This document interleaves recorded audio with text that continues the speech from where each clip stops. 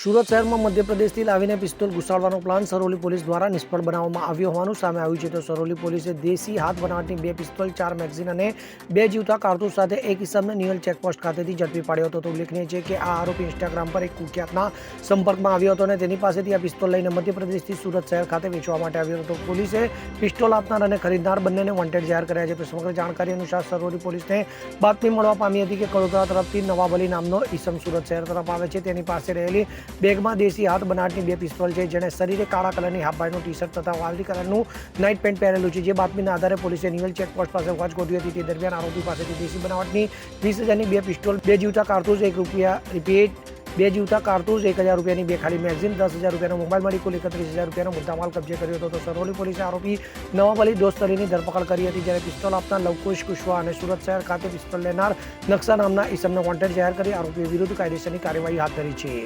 Bureau report CN24 news. હવે જુઓ દેશ દુનિયાની તમામ ખબરો તમારી આંગળીના ટેરવે. ઉઠાવો મોબાઈલ અને Google Play Store પરથી ડાઉનલોડ કરો અમારી CN24 ન્યૂઝ મોબાઈલ એપ.